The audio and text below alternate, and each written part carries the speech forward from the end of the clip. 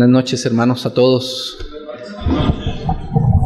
Gracias al Señor que nos concede estar juntos una vez más. Como recordábamos en la reunión anterior, recordaban los hermanos, donde hay 2 o 3 reunidos en su nombre, está el Señor. Amén. El Señor también prometió que Él estaba con nosotros todos los días hasta el fin del mundo. Entonces las dos cosas son verdad. Él está todos los días con nosotros, con cada uno de sus hijos Él está todos los días. Es una presencia prometida que Él cumple cada día con fidelidad.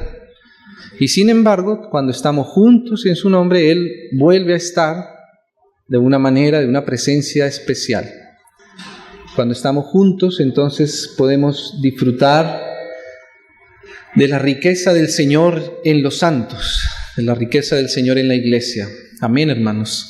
Entonces, cuando estoy en medio de mis hermanos, puedo ver la presencia del Señor de una manera especial, porque en cada uno de sus hijos Él se revela de una manera especial, y la revelación en cada uno de sus hijos y de sus hijas, entonces también nos enriquece mutuamente.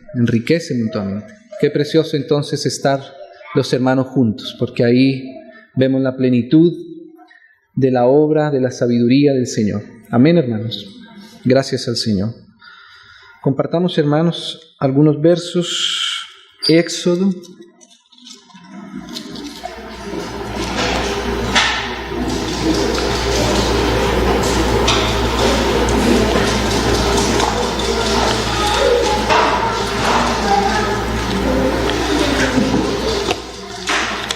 Capítulo 40.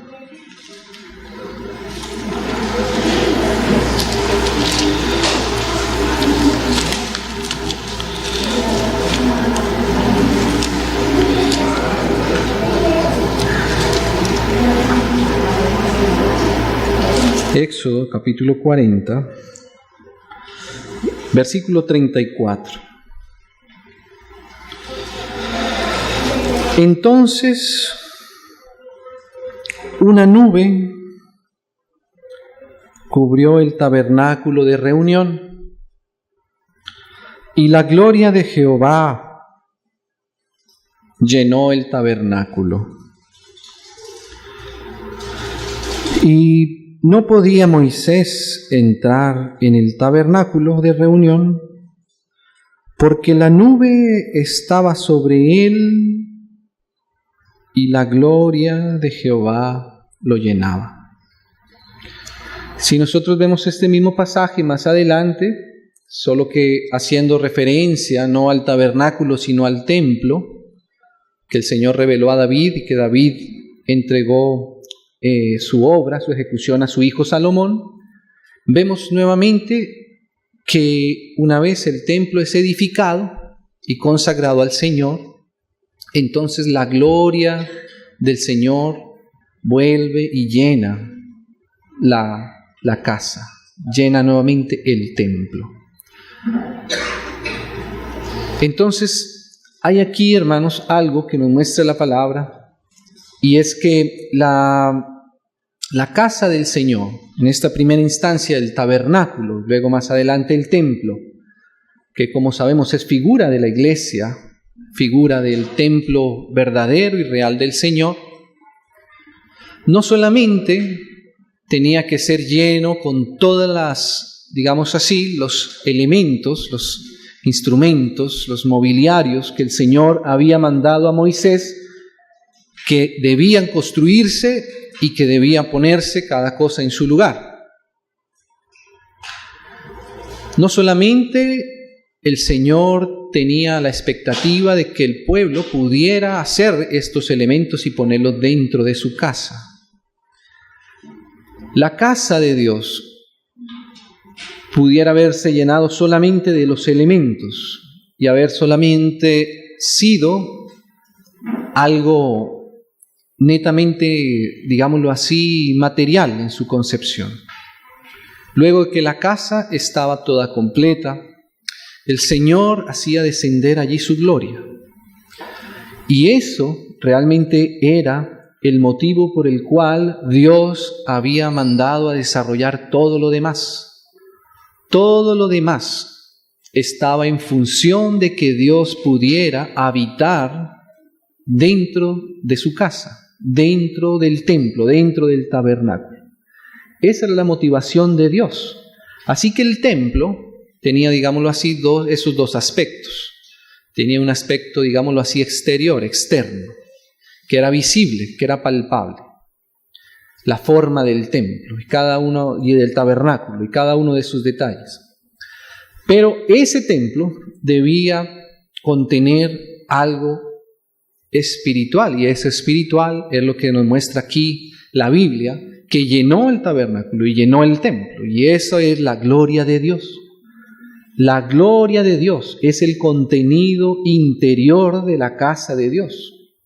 La casa de Dios es para contener la gloria de Dios. Y dice la Biblia que cuando esa casa, en este caso el tabernáculo, se llenaba de la gloria de Dios, aún los mismos sacerdotes, aún el mismo Moisés, entonces se volvían testigos de lo que pasaba dentro de la casa. Lo que pasaba dentro de la casa era que la gloria de Dios descansaba, se depositaba dentro, al interior de la casa de Dios, del tabernáculo. Leamos, hermanos, entonces ahora en el Evangelio de Juan, que ya los hermanos han recordado algunos de estos versos. Capítulo 17.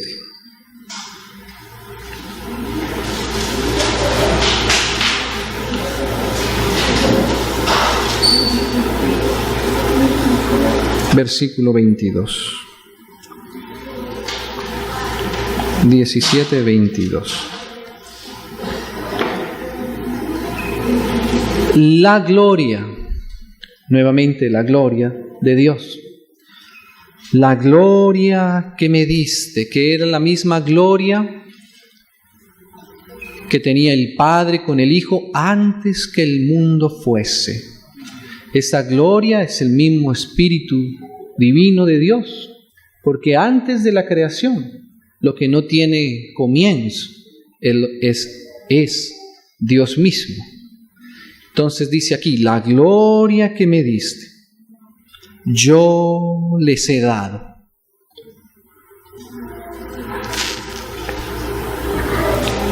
Para que sean uno, así como nosotros somos uno. Yo en ellos y tú en mí. Nuevamente, este versículo hace otra vez referencia a estos dos aspectos. Ahora, la gloria de Dios, la gloria del Señor, ahora era entregado ya no a un edificio material, ya no a un tabernáculo hechos con tablas de madera. Ahora esa madera son los hombres. Y el Señor está constituyéndonos su tabernáculo, su iglesia. Y esta iglesia nuevamente tiene estos dos aspectos. Tiene el aspecto interior de lo que Dios quiere poner dentro de la iglesia. Y lo que Dios quiere poner dentro de la iglesia es su misma gloria. Nosotros, hermanos, hoy día somos portadores de la gloria de Dios. ¿Sí lo puede ver aquí en este versículo? La gloria que me diste, yo les he dado. Para eso existe la iglesia.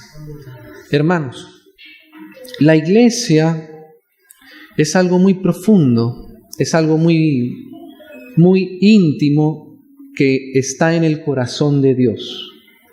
La iglesia no es algo que nosotros podamos solamente comprender intelectualmente. La iglesia no es algo que nosotros podamos replicar, digámoslo así, de una manera natural. La iglesia contiene todo el depósito de Dios mismo en su interior. Nosotros contenemos lo que es la gloria de Dios, la misma vida de Dios. Dice Efesios, que la iglesia, que es su cuerpo, es la plenitud de aquel que todo lo llena en todo. La iglesia, hermanos, tiene un contenido interior, y ese contenido interior es la misma vida de Dios. La iglesia no es algo que solamente podemos poner en un aspecto externo. Podríamos tener todos los detalles de la iglesia, comprenderlos, que de hecho para eso están en la palabra, para que los comprendamos. Pero si la iglesia no contiene la gloria misma de Dios, solamente será algo vacío, solamente será algo que no contiene realmente aquello para lo cual la iglesia fue básicamente, principalmente, fundamentalmente diseñada por Dios. Y la iglesia fue diseñada para contener la gloria de Dios. La gloria de Dios le da sentido a todo lo demás, ¿cierto? La gloria de Dios es lo que le da desarrollo, lo que le da valor, lo que le da significado a todo lo demás. Cuando la gloria de Dios llena la casa, ahí el corazón de Dios se satisface. Y nosotros podemos incluso volvernos, digámoslo así, espectadores, ¿cierto? Testigos. La gloria de Dios misma se nos vuelve en testimonio, porque esa es la verdad de la iglesia. La iglesia no contiene temas solamente. La iglesia contiene la vida misma de Dios, que por supuesto se puede desarrollar por temas, pero la gloria es lo que le da llenura a la casa. La gloria es lo que el Señor quiere depositar en su pueblo. Cuando Juan tomaba nota de esta oración, luego entonces él tuvo que escribir el Evangelio. El Evangelio de Juan, como los hermanos saben, fue escrito como el último de los evangelios. Ya existían los demás evangelios cuando Juan escribió. Y los hermanos insistían a Juan que él escribiera también su propio testimonio, porque Juan era el último de los apóstoles que quedaba. Juan había tenido una relación especial con el Señor. Juan había conocido al Señor desde bien temprano en su juventud. Y probablemente por eso también él desarrolló, digámoslo así, un contacto con el Señor de una manera especial, de una manera particular. El Señor toma contacto con cada uno de sus hijos de una manera especial, de una manera particular. Y con Juan también lo hizo así. Entonces, cuando Juan empieza a escribir el Evangelio de Juan, es el resultado de una experiencia real de él con el Señor. Él no está escribiendo de algo que él aprendió. Él está escribiendo de algo que él mismo vivió y experimentó. Y claro, seguramente el conocimiento que él podía transmitir después iba a estar. Pero la base de lo que él podía enseñar era la experiencia que él había tenido con el Señor. Entonces, cuando el Señor ora, la gloria que tú me diste, yo les he dado. Juan registra esas palabras. Y quisiera entonces, hermanos, que pudiéramos ver algunos pequeños detalles, algo que el Señor nos conceda en esta hora, de poder ver entonces qué es lo que llena la casa, qué es lo que el Señor denomina como su gloria, porque ese es el contenido nuestro. El contenido de la iglesia es la gloria de Dios. ¿Y qué significa eso? ¿Cómo se transmite esto a nuestra realidad interior? Podríamos pensar que la gloria es algo, y de hecho la misma palabra en sí encierra como algo que está lejos de nosotros, algo que solo le pertenece a Dios. Eso es lo que encierra, digamos así, la gloria. De hecho, es hasta difícil tratar de definir lo que es la gloria de Dios, ¿cierto? Es bastante complejo para nosotros con palabras poder expresar lo que es la gloria de Dios. Aún el profeta Ezequiel, cuando veía, dice que él vio la semejanza de la gloria de Dios y vio cosas muy tremendas, muy maravillosas, ¿cierto? Que aún leyendo esa profecía todavía necesitamos ayuda del Señor para que Él nos pueda tocar y nos pueda revelar lo que es la gloria. Para Moisés, para Salomón, fue evidente cuando la gloria del Señor llenó su casa. No sabemos cómo él veía, decía que era una nube. Y en esa nube él vio que ahí estaba la gloria de Dios llenando esa casa.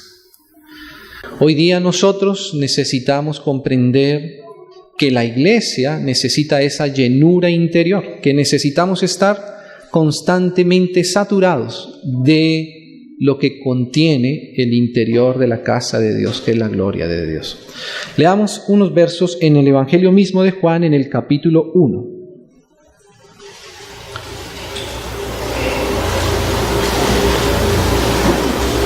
En el versículo 14.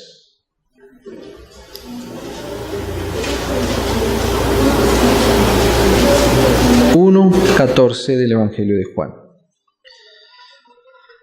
Y aquel verbo fue hecho carne. Qué preciosa esta frase.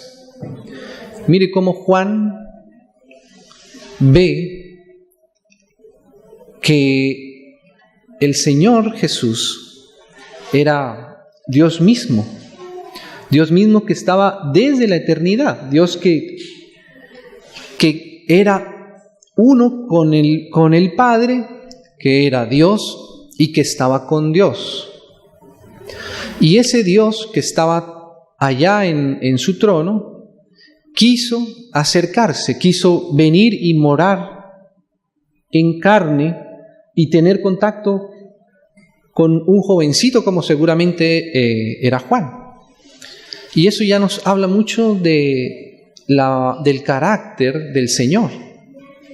Nuestro Dios, Él quiso estar cercano a nosotros, Él quiso tener un contacto en la tierra con el hombre, quiso ser cercano al ser humano, no quiso quedarse como algo abstracto arriba, sino que Él quiso tocar realmente la humanidad. Y Juan empieza a verlo así, entonces dice, aquel verbo fue hecho carne y habitó entre nosotros. Eso es lo que hay en el corazón de Dios, por eso Él hace un tabernáculo, por eso Él hace un templo, por eso Él está edificando una iglesia, porque Él quiere morar, la morada de Dios, donde Él descansa. Eso es la iglesia, eso era el templo en su momento y eso era el tabernáculo. Y ahora aquí estamos viendo esta misma realidad nuevamente. Así como cuando en el Antiguo Testamento, su gloria llegaba y se depositaba en la casa. Ahora aquí dice así Juan. Y vimos su gloria, nuevamente, la gloria de Dios. La gloria de Dios ahora traída por su Hijo, porque en el Hijo habita toda la plenitud de la deidad. Ahora esa gloria otra vez venía y tocaba la tierra. Esa gloria que un día, por causa del pecado, como nos enseña la misma palabra de Dios, fuimos destituidos. Dice que por causa del pecado estamos destituidos de la gloria de Dios. Pero cuando el Señor vuelve y toca tierra otra vez, la gloria de Dios nuevamente está tocando la tierra. Está tocando la tierra para morar, para hacer tabernáculo en medio de los hombres. Y dice así, y vimos su gloria. Gloria como del unigénito del Padre. Así describe Juan la gloria, la percepción de lo que él vio en el Señor Jesús, que él vio que el Señor Jesús era Dios.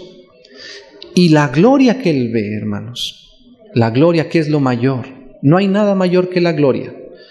La gloria es lo mejor a lo que alguien puede aspirar, ¿sí? Si uno traslada esto de pronto a un ambiente, por ejemplo, deportivo, los deportistas dirán que cada uno tiene una gloria dependiendo de la victoria que obtenga, ¿cierto? No hay algo mayor que la gloria. La gloria es lo más elevado que nosotros podemos tener, que nosotros podemos ver. Y lo máximo que Juan vio y cómo él resume ese contacto que él tuvo con el Señor Jesús es que él vio una relación entre el Padre y el Hijo. Así define Él la gloria. Vimos su gloria, gloria como del unigénito del Padre. Porque no hay nada más glorioso que ver al Padre y al Hijo en su comunión eterna. Eso es lo mayor. De ahí se desprende todo. De ahí es que todo tiene sentido. Si no fuera porque el Padre y el Hijo tienen comunión, las cosas no podrían ser. Las cosas no existirían sin esa comunión entre el Padre y el Hijo. Porque si el Padre y el Hijo no tuvieran comunión, no existiría el amor. No existiría la motivación para la creación. No existiría la motivación para que nosotros existiéramos. No existiría la motivación para que existiese iglesia. No existiría motivación para ninguna cosa de las que nosotros hoy podemos disfrutar. Pero cuando Juan está describiendo aquí su relación con el Señor, él vio que ese hombre, que era Dios, tenía una relación con su Padre. Y eso es lo que para Juan fue glorioso, ver la relación que el Señor Jesús tenía con su Padre. Así él describe la gloria. Y dice más, dice así: lleno de gracia y de verdad. Qué precioso esta expresión, este contacto que tiene Juan con el Señor. Cuando Juan está describiendo lo que fue para él esa experiencia de estar con el Señor, él utiliza estas palabras. No sé para cuántas personas que hubiesen podido tener la oportunidad de expresar, digámoslo así, de resumir, porque eso es lo que es el Evangelio. Juan, cuéntanos por favor también tu testimonio, tu experiencia, lo que fue el testimonio, la vida en la que tú andaste con el Señor por ese periodo de tiempo. No sé cuántos habrían podido mencionar distintas cosas del Señor, pero Juan menciona esto. Juan dice, mira, el Señor Jesús era una persona llena. Y cuando él utiliza esa palabra lleno, es porque Juan está hablando del contenido interior del Señor Jesús. Cuando hablamos de llenura, eso tiene que implicar que es un recipiente en el cual se puede poner algo adentro, ¿cierto? Si no hubiese un recipiente en donde algo se puede poner dentro, no podría ser lleno. Pero si hay llenura, es porque Juan está viendo el interior del Señor Jesús. Él está comprendiendo no solamente lo que el Señor Jesús hacía, él está comprendiendo la motivación por la cual el Señor hacía todas las cosas. De dónde provenía cada palabra, cada inspiración, cada acto del Señor, cada enseñanza del Señor. Era porque en su interior había algo. Y Juan lo que ve de la llenura del Señor son estos dos aspectos, la gracia y la verdad. Tal vez hubiéramos podido pensar que para unos, por ejemplo, el Señor estaba lleno de sabiduría. Y seguramente, claro, que el Señor es sabio y el Señor contiene toda la sabiduría. El Señor es la sabiduría misma de Dios. Otros tal vez hubieran podido decir que el Señor era lleno de poder, por ejemplo. Y claro que el Señor es todopoderoso. Él creó todas las cosas. Sin Él, nada de lo que ha sido hecho hubiese podido haber sido hecho. ¿Sí? Pero, ¿cómo llegó Juan a conocer al Señor para que las palabras que resalten de Él fueran especialmente estas: la gracia y la verdad del Señor? Eso nos habla del contenido más interior, del testimonio más profundo que Juan captó en su corazón. Por supuesto que Juan vio hacer muchos milagros al Señor. Por supuesto que Juan estuvo en muchas de las oportunidades cuando el Señor hablaba, exhortaba a los fariseos, a los publicanos. Por supuesto, cuando Él explicaba acerca de la ley, por supuesto que Juan fue testigo directo de todas estas cosas. Pero Juan resalta esto del Señor. Él estaba lleno de gracia y de verdad. Aquí nos va a dar algunos detalles más de esto. Más adelante, ahí en el mismo capítulo 1, versículo 16.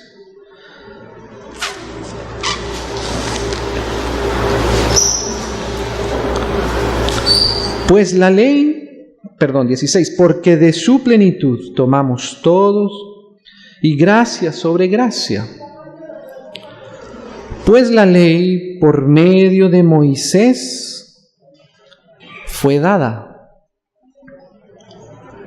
Pero aquí hay un contraste. Y por este contraste que hace aquí Juan, podemos ver un poco lo que fue la imprenta del Señor en el corazón de Juan. Retomemos un poco lo que decíamos del apóstol Juan. El apóstol Juan era un muchacho, era joven. Según lo que uno puede extraer de los versículos, era un joven que seguramente era discípulo de Juan el Bautista. Por ejemplo, en Hechos se nos dice que de los 12 apóstoles había como una condición para ser de los 12 apóstoles del Cordero, y era que hubiesen recibido el testimonio de Juan el Bautista. ¿Sí recuerdan, mis hermanos, ese pasaje cuando los apóstoles tienen que incluir el lugar del que Judas cayó? Y ahí dice, es necesario que uno sea hecho testigo con nosotros, de los que fueron testigos del bautismo de Juan el Bautista, ¿cierto? Hasta la resurrección. Entonces eso nos muestra cómo el apóstol Juan seguramente era un discípulo de Juan el Bautista. Por los versos que hay más adelante, probablemente ese otro discípulo del que nos hablan los versículos más adelante, que no es tan explícito, sea el mismo Juan. Él retiene su nombre, no menciona que el otro discípulo con quienes siguieron al Señor hasta su casa era Juan, sino que él calla eso, porque también el carácter del Señor ya había sido más impregnado en él, en el apóstol Juan. No era tan evidente, ¿cierto? Exactamente, la humildad del Señor había sido formada en el apóstol Juan. Eso habla de lo que Juan aprendió por experiencia del Señor. Entonces Juan había sido formado por Juan el apóstol, había sido formado por Juan el Bautista. Y Juan el Bautista tenía un ministerio que además es muy importante en la revelación de la obra de Dios. Juan el Bautista fue el mayor de los profetas, según lo que decía el mismo Señor Jesús. Así que Juan había recibido todo el ministerio de Juan el Bautista. Cuando uno empieza a ver lo que Juan el Bautista enseñaba, uno se da cuenta la riqueza, el nivel de la riqueza que tenía Juan el Bautista del conocimiento y de la revelación de la palabra del Señor. Cuando Juan decía, por ejemplo, una de las frases un versículo que hemos recordado aquí ahora bastante seguido en estas reuniones, cuando Juan dice, he aquí el Cordero de Dios que quita el pecado del mundo.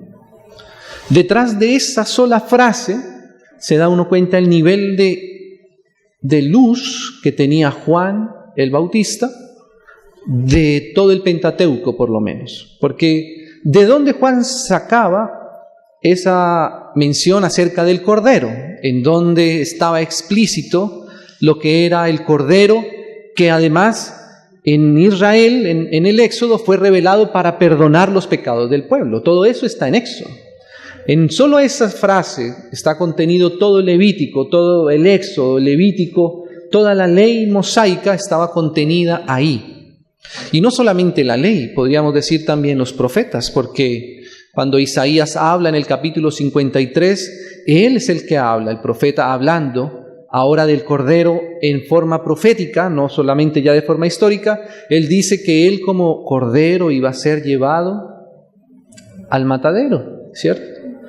Cuando Juan, por esa sola frase, él señala toda esa riqueza que hay detrás, todo el contenido de los profetas, de Moisés, también de los Salmos, estaba contenido en la enseñanza de Juan el Bautista. Juan el Bautista había venido con la función de preparar el camino, de hacer que las personas creyeran en él. Tanto así que la Biblia tiene que hacer, aquí Juan escribe, el apóstol Juan, que había sido discípulo del Bautista, él tiene que escribir: Juan no era la luz, pero vino para que diera testimonio de la luz. Él no era la luz misma, pero vino para dar testimonio de la luz.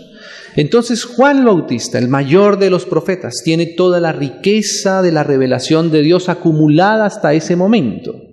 Y esa era la riqueza con la cual Juan y los otros apóstoles que eran antes discípulos de Juan el Bautista crecieron, entendían la palabra. Los apóstoles, los hombres que siguieron al Señor, no eran personas que no tuvieran el contexto de la Escritura. Ellos tenían el contexto de la Escritura, ¿cierto? Claro, decían que eran hombres sin letras, pero en cuanto tal vez a que no ocupaban cargos significativos en el Sanedrín, no tenían casta, probablemente sacerdotal, pero por los versos que nos dejan ver que nos deja ver la Escritura, por esos versos se da uno cuenta que en el caso, por ejemplo, de Juan y del mismo Pedro, ellos conocían el contexto de lo que era el Señor, el Mesías, el Salvador de Israel, y además conocían ciertos aspectos de la Escritura. Hay una frase que dice más adelante, las estoy recordando para ahorrarnos un poco de tiempo en los versos, pero le dicen a Pedro: hemos hallado al Mesías, ¿cierto?, de quienes escribieron los profetas. Solo en esa frase, por esa frase, Juan y los que estaban con él corrieron a ver esto, porque ellos sabían de qué estaban hablando. Eso nos da entendimiento de toda la profundidad que había de la palabra en el corazón de ellos. Ellos no dijeron: ¿pero de qué estás hablando? No sabemos a qué te refieres. ¿Qué es eso del Mesías? ¿Cómo que de aquel que escribió Moisés? ¿Eso a qué se refiere? No, ellos sabían inmediatamente a qué se refería. Cuando Juan señalaba al Señor Jesús y decía: este es el Cordero de Dios, ellos sabían a qué se refería, ¿sí? Juan también en alguna oportunidad habló del Señor como de que Él era el esposo, ¿cierto? Cuando los discípulos le preguntaban por qué unos ayunan y todo esto, ¿cierto? Y Juan veía que ese era aquel para quien estaba preparándose realmente las bodas. Así que, hermanos, el ministerio de Juan el Bautista es una cosa muy rica. Pareciera como si Juan, lo decimos en algunas oportunidades, como si Juan el Bautista hubiese leído aún el Nuevo Testamento. Hay personas que todavía, incluso hay algunos aspectos que menciona Juan el Bautista, que nosotros, aún teniendo el Nuevo Testamento, tenemos que pasar años para masticarlo y llegar a comprenderlo. Por supuesto, Juan el Bautista no tenía el Nuevo Testamento, ¿cierto? Y aún así tenía toda esa revelación de parte de Dios. Entonces Juan fue una persona significativa para la vida del apóstol Juan el Bautista. Juan había ido a morar en el desierto. Él era de una clase sacerdotal. Zacarías, su padre, él tenía sacerdocio y le correspondían sus turnos. Juan el Bautista, por ser hijo de Zacarías, él no debería estar en el desierto. Él debería estar ministrando en el templo con sus vestiduras sacerdotales, con el Urim Tumim en su pecho y todo lo demás, y tener acceso a los sacrificios. Todo eso debería ser el oficio de Juan oficialmente. Pero él estaba en el desierto vestido con unas vestiduras extrañas, bautizando personas para que se arrepintieran. Eso también era extraño, ¿sí? Y ya para Juan el apóstol eso ya era un contraste, ya era ver una diferencia. Porque lo que se veía oficialmente, exteriormente, era una cosa totalmente distinta a lo que Juan el apóstol percibía de Juan el Bautista. Juan el Bautista enseñaba la palabra entonces a sus discípulos. ¿Y cuál era la palabra sobre la que Juan el Bautista enseñaba a sus discípulos? El Antiguo Testamento. Ellos no tenían el Nuevo Testamento, obviamente. Así que Juan recibía toda la enseñanza de Juan el Bautista que él hacía por medio de la palabra. ¿Por qué ponemos este contraste? Porque mira cómo dice aquí Juan.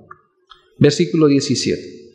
Pues la ley por medio de Moisés fue dada. Esto era la vida de Juan el apóstol, que él había recibido por medio de ese rico ministerio de Juan el Bautista, la palabra de Dios. Pero, dice él, y ese pero nos pone en un panorama de contraste. Ese pero quiere decir que lo que va a referir es justamente genera un contraste, ¿cierto? Ahora, este contraste no es un contraste entre algo negativo y algo positivo. Por eso mencionábamos todo esto de lo que era para el apóstol Juan haber recibido toda esta riqueza a través de Juan el Bautista, de la ley misma de Moisés. Cuando Juan habla aquí de que la ley de Moisés, que la ley por medio de Moisés fue dada, él no está menospreciando la palabra. Para él, esa seguía siendo la palabra. Esa seguía siendo la Biblia para él, ¿cierto? Él no tenía a veces, tal vez, esa división que tenemos nosotros hoy día claramente marcada entre el Antiguo y el Nuevo Testamento. Para él era la palabra de Dios, la palabra del Señor, ¿cierto? La ley de Moisés, ¿sí? Fue dada por medio de Moisés. Pero hubo algo que él no pudo encontrar, que Juan no había podido ver ni siquiera en el mismo Juan Bautista. Y lo que él ve en contraste es que la gracia y la verdad. Así que para Juan una cosa fue la ley dada por medio de Moisés, la ley que es la verdad, la ley con la cual él había sido instruida, la ley que le hablaba acerca del Mesías, la ley que le hablaba acerca de la gloria de Dios, la ley que le hablaba acerca de los mandamientos y de las profecías, ¿sí? Eso era para él. En ningún momento la calidad de la escritura, que era la ley, menguó en Juan. No fue que Juan empezó a despreciar la escritura, no. Por eso este contraste es aún todavía más significativo. Pero había algo que Juan no pudo encontrar en ninguno de los hombres con los cuales él había tenido contacto, ni siquiera con Juan el Bautista. Y es que él en Jesucristo, en el Señor Jesús, encontró algo que él determinó nuevamente, la gracia y la verdad. Entonces, cuando él ve la gloria de Dios, que dice lleno de gracia y de verdad, él nos regala aquí este contraste, para que nosotros podamos hacer también ese contraste de lo que puede ser la gloria de Dios. Así que Juan hasta el momento había recibido toda la palabra, toda la riqueza, toda la profecía, pero no había recibido la gracia y la verdad. La gracia y la verdad es lo que el Señor tiene como contenido para poner dentro de nosotros, dentro de su corazón, dentro de nuestros corazones. Cuando él en el Juan 17 oraba, la gloria que me diste yo les he dado. Esa gloria es que Él introduce su gracia y verdad dentro de nosotros. Eso es lo que es la gloria de Dios llenando nuestros corazones. Ahora, miremos un poco lo que es este contraste. ¿Qué era lo que Juan no veía y no pudo ver en su tiempo y que encontró en el Señor Jesús? Por supuesto, la ley de Moisés era predicada cada día en las sinagogas. Era explicada la ley. Todo lo que dice la ley es bueno y es santo, es perfecto, es recto. ¿Sí? Pero cuando uno la contrasta con el Señor, había algo que no tenía la ley por sí misma. Y él lo resume en esos dos aspectos. Primero, gracia y verdad. Esos dos aspectos, ese doble contenido es el contenido justamente del interior de la revelación de Dios. Hermanos, nosotros podemos tener toda la Escritura, aún incluyendo también el Nuevo Testamento, ¿cierto? Pero aún teniendo toda la Escritura, necesitamos ser nuevamente aprovisionados con la gracia y con la verdad. ¿Cuál es la diferencia entonces? ¿Cuál es el contraste entre tener la ley dada por Moisés y la gracia y la verdad que vinieron por medio de Jesucristo? Cuando él habla aquí, tomemos el aspecto de la verdad. Cuando él habla de que en el Señor él vio la verdad, no quiere decir que en la ley no estuviera la verdad. En esa parte ahí, esa palabra verdad en el griego implica no solamente la verdad en sentido de contraste con la mentira, sino que esa verdad implica realidad también. Y esa es la diferencia de lo que Juan no podía ver antes. Él veía la Biblia llena de mandamientos, llena de riquezas, llena de verdades, llena de tesoros, pero no encontraba en dónde estaba, dónde se hacía eso realidad. Él tenía la verdad, pero no tenía la realidad. La ley estaba lejos, la palabra de Dios estaba lejos.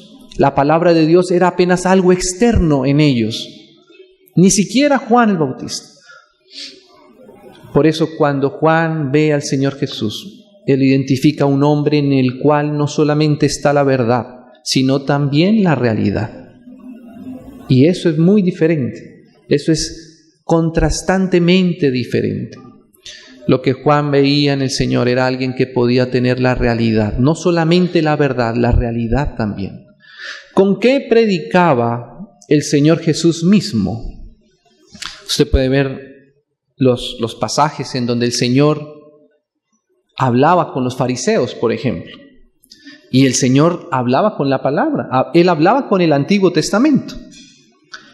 El mismo Antiguo Testamento con el que a Él lo acusaban, con ese mismo Antiguo Testamento, Él explicaba la verdad y la realidad de las cosas. ¿Cierto? Ese es el contraste en el Señor. Y ahora la gracia. ¿Cuál es la gracia en contraste con la ley dada por Moisés? Cuando Juan veía la ley que enseñaba, la ley que él recibió, como hemos dicho, verdadera, santa, él veía que no podía hacer absolutamente nada para acercarse a esa ley. Juan era absolutamente insuficiente para poder agradar a Dios por medio de la ley. Y esa es la otra diferencia. La gracia es que Dios ayuda al ser humano, Dios ayuda al hombre, Dios acerca al hombre, Dios rescata al hombre de su condición. La ley solamente le mostraba desde lejos al hombre la condición a la cual él debería llegar, pero no había ningún instrumento que pudiera ayudar a sacar al hombre de donde estaba. El hombre solamente podía contemplar la ley y seguir haciendo todo su mayor esfuerzo hasta que caía rendido, postrado en su propio agotamiento y en sus propias fuerzas. Y nadie podía sacarlo de su propia condición. Cuando aparece el Señor Jesús en la vida de Juan, él ve ahora la gracia. Gracia es que Dios hace una obra por nosotros. Y Dios es el que actúa para sacarnos de nuestra propia condición. Hermanos, a la luz de este verso, nosotros aún hoy día, como hijos de Dios, solamente tenemos dos maneras de vivir nuestra vida. O la vivimos en la ley que fue dada por Moisés, o la vivimos en la gracia y la verdad de Jesucristo. Solamente tenemos para escoger esas dos posibilidades de vida.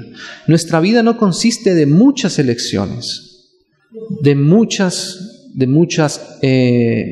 opciones.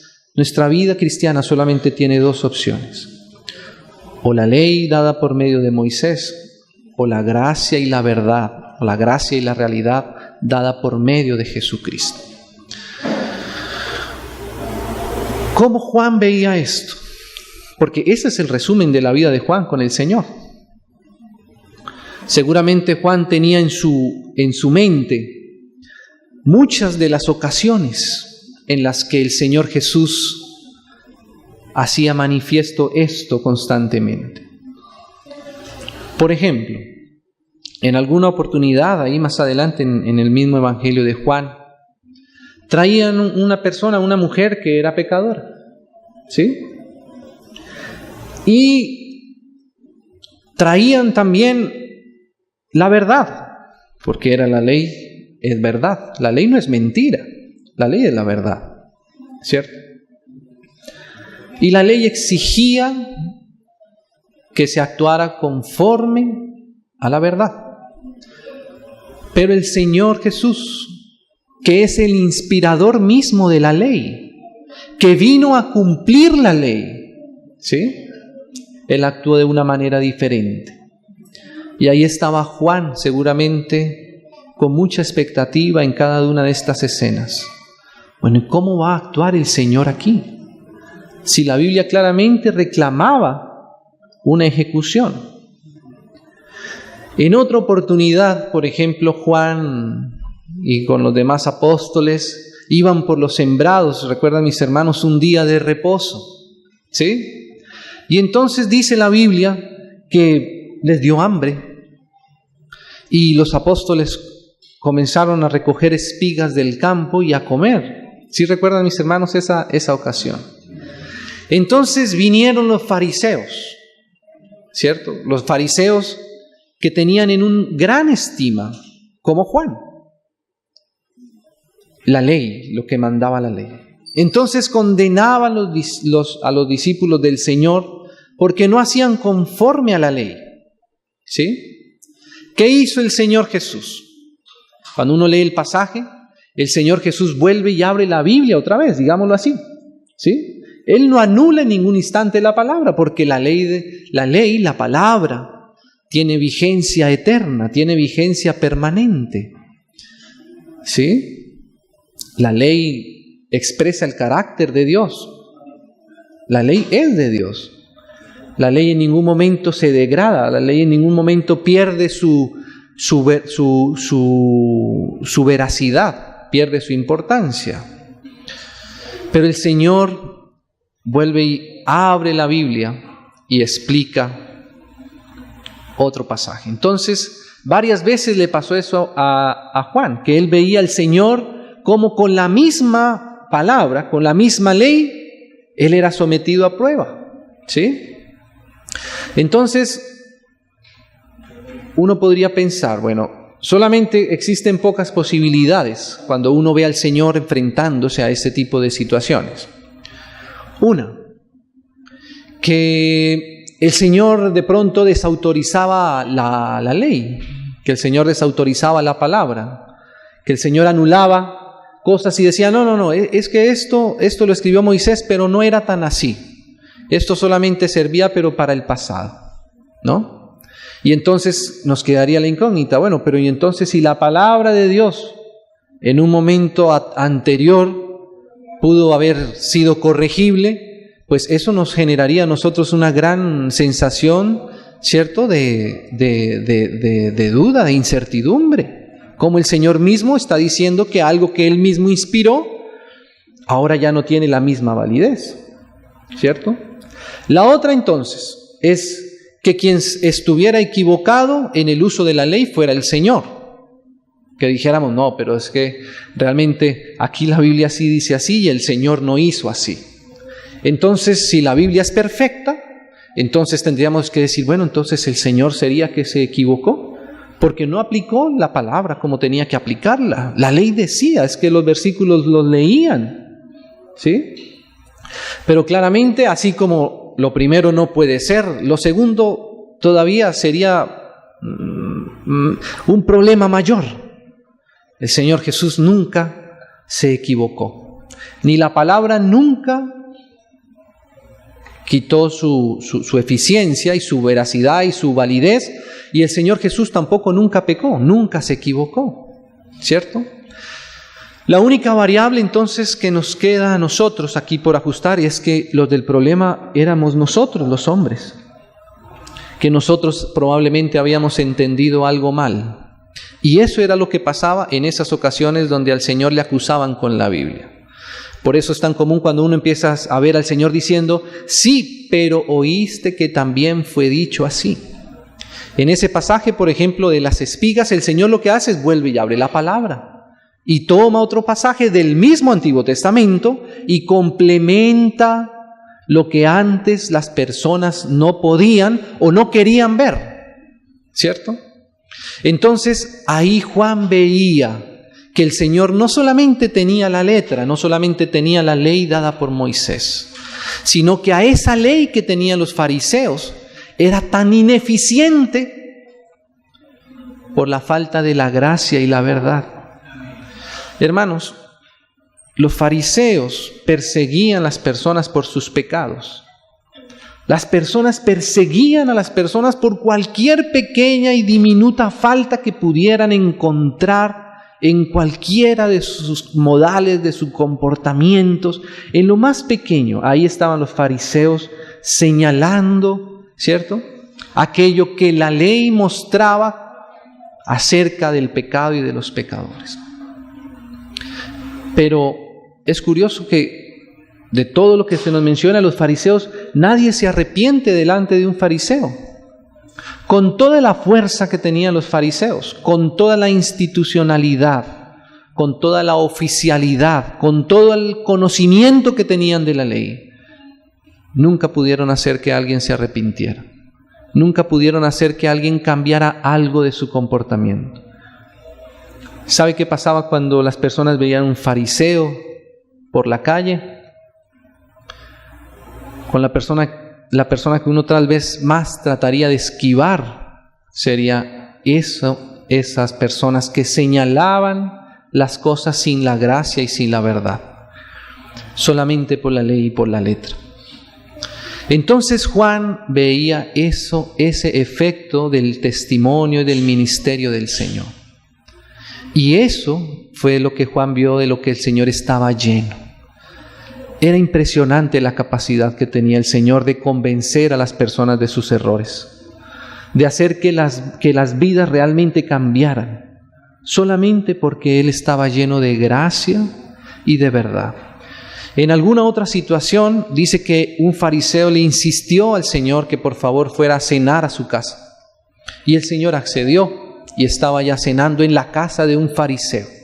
¿Sí? Y de pronto una mujer también entra en escena, ¿sí? Y probablemente esa mujer, en el último lugar donde esta mujer, por causa de sus pecados, hubiera querido estar, era en la casa de un fariseo. Imagínense si era difícil pasar por enfrente de un fariseo, pasar por el lado de un fariseo, lo que significaba entrar a la casa de uno de ellos. Pero hubo algo que fue mayor que todo lo que acusaba a esa mujer. Y era quien estaba dentro de esa casa. ¿Sí? Pasó por encima de la vergüenza que le generaba su propio pecado, porque es que esta mujer era pecadora y ella lo sabía. Y sabía que iba a entrar a la casa de un fariseo. Y con todo, la gracia y la verdad inspirada por el Señor, la gracia y la verdad de la cual el Señor estaba lleno, hizo que esta mujer no considerara ninguna de estos aspectos exteriores que la señalaban y la juzgaban, y cayó a los pies del Señor, enjugando con sus lágrimas, con sus cabellos, los pies del Señor. ¿Qué cree, hermanos, que tiene más efecto en nuestra vida? ¿La gracia y la verdad que fueron dadas por medio de Jesucristo, o la ley dada por medio de Moisés? Nosotros necesitamos ver que esa llenura de la que estaba el Señor lleno sea la misma llenura que hoy inunde la iglesia. Tenemos que tener cuidado que nosotros no nos quedemos vacíos. Y tenemos que tener cuidado de que lo que esté dentro de nosotros, en nuestra llenura, no sean solamente cosas externas, no sean solamente apariencias formales, porque la iglesia no es eso. La iglesia es algo vivo. La iglesia expresa la vida de Dios, la llenura de Dios, la gloria de Dios, que está expresada como Juan la vio. Juan, ¿y cómo era la gloria de Dios? ¿Cómo es que dices que vimos su gloria. ¿Sabe cómo la vio Juan? Diciendo, Él era un hombre, que era Dios, pero era un hombre lleno de gracia. Hermanos, la iglesia es para que esté llena de la gracia de Dios, de la gracia y de la realidad de Dios, ¿cierto? Ahí Juan veía, este es un hombre diferente, este es un hombre en el cual todo lo que antes estaba lejos de mí, ahora lo veo hecho realidad en Él. Y Él desborda eso y nos llena y nos toca. Para eso es que el Señor hace una casa, para depositar allí eso mismo de lo cual Él está lleno. Cuando la casa está llena de su gloria, es cuando nosotros encontramos el propósito de ser de la iglesia. Amén, hermanos. Es la única vida que podemos transmitir nosotros, es la del Señor. Tengamos siempre cuidado que lo que llene la casa sea la gracia y la verdad. Probablemente, si ponemos en nuestra mente muchos pensamientos, encontraremos muchos argumentos para añadir otras cosas al contenido interior de la casa, ¿cierto? Pero déjeme decirles que si están todos los argumentos y perdemos la gracia y la verdad, todo lo demás queda inactivo. Todo lo demás no sirve a Dios. No va a servir, ¿cierto? La gracia y la verdad es lo que Dios necesita expresar al ser humano. Mire, hermanos, recientemente con los hermanos en Bogotá leíamos el pasaje del Apocalipsis, en donde el Señor le habla a Éfeso, escrita nuevamente por el apóstol Juan. Y el Señor le dice a esa iglesia que Él la considera su candelero en Éfeso. Él le dice, mira, tú tienes muchas obras. Y la iglesia, claro que tiene obras. Tú tienes, además, has sufrido arduamente. Todo eso le dice el Señor a Éfeso. Éfeso era una iglesia realmente rica en provisión, realmente rica en comprensión. ¿Habrá alguna epístola más profunda que la epístola que se le escribió a la iglesia en Éfeso? Difícilmente, ¿cierto? Habrá algo tan profundo como la carta que Pablo escribió a Éfeso. Por Éfeso pasó Pablo 3 años, Apolos, Timoteo, ¿cierto? Aquila, Priscila. El apóstol Juan vivió también en Éfeso. ¿Cuánta riqueza había ahí? ¿Cuánto trabajo? ¿Cuántas obras? Le dice aún el Señor que tiene paciencia, le dice a la iglesia en Éfeso. Pero qué serio, hermanos, el momento en el que vive Éfeso. Le dice el Señor, pero tengo contra ti que has dejado una sola cosa, probablemente. Usted no encuentra muchas cosas que Éfeso haya hecho mal. Usted en Éfeso no encuentra pecados groseros, no encuentra libertinaje, no encuentra cosas que a nuestros ojos pudieran decir, es justo que el Señor retire su candelero de ese lugar. Pero el Señor da una voz de alerta a Éfeso. Tú has dejado tu primer amor. Y si no te arrepientes, y si no te vuelves a ese primer amor, a esas primeras obras, tengo que quitar el candelero de su lugar. El mismo Señor ya no se ve representado ahí. Qué terrible es eso, hermanos. Qué tremendo riesgo el que tenemos todos los hijos de Dios de abandonar el contenido interior de la iglesia. Porque el candelero, aunque es una figura, por esa iglesia en Éfeso, uno se da cuenta que ese candelero está respaldado solo si la iglesia permanece en su primer amor. Permanece en su estado inicial en el cual el Señor la rescató. Si nosotros perdemos eso, hermanos, las obras pueden continuar. Pero ya el Señor nos reconocerá ahí su luz, su candelero. Podemos decir que sufrimos mucho, pero si hemos dejado el primer amor, ese sufrimiento no nos sirve de absolutamente nada. Podemos decir que incluso, dice en Éfeso, que descubrimos a los que se dicen ser apóstoles y no lo son, y no aceptamos el nicolaísmo, todo eso está bien. Pero Éfeso, el asunto no es eso. El asunto no es solo eso. Si tú pierdes el contenido interior, si tú te mueves de la realidad de mi corazón, todo lo demás va a quedar simplemente como algo adicional. ¿Sí? No sé si uno compara Éfeso y Filadelfia, podría encontrar cosas más espectaculares tal vez en Éfeso. Pero nosotros no estamos para hacer cosas solamente espectaculares. Nosotros no solamente estamos aquí para hacer cosas externas, para comprender temas externos.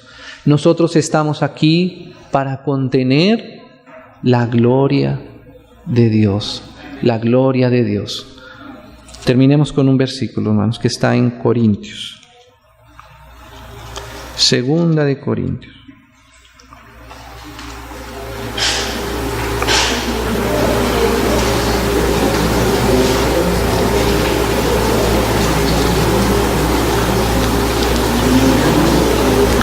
Segunda de Corintios, capítulo 4, versículo 6.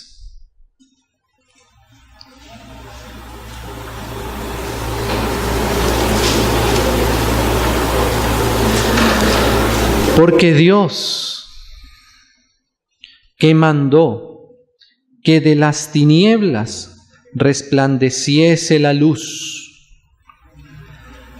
es el que resplandeció en nuestros corazones. Ahí es que el Señor quiere resplandecer, en nuestros corazones. Es el que resplandeció en nuestros corazones para iluminación. Para esto el Señor resplandeció en nuestros corazones, para iluminación del conocimiento de la gloria de Dios. La iglesia debe ser la conocedora de la gloria de Dios. Es el contenido interior de la iglesia. Ahora dice de la gloria de Dios en la faz de Jesucristo.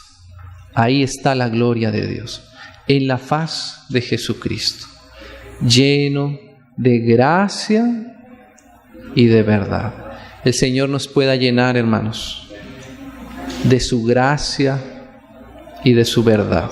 Ese es el conocimiento de su gloria. Oremos al Señor, pidámosle esto una vez más.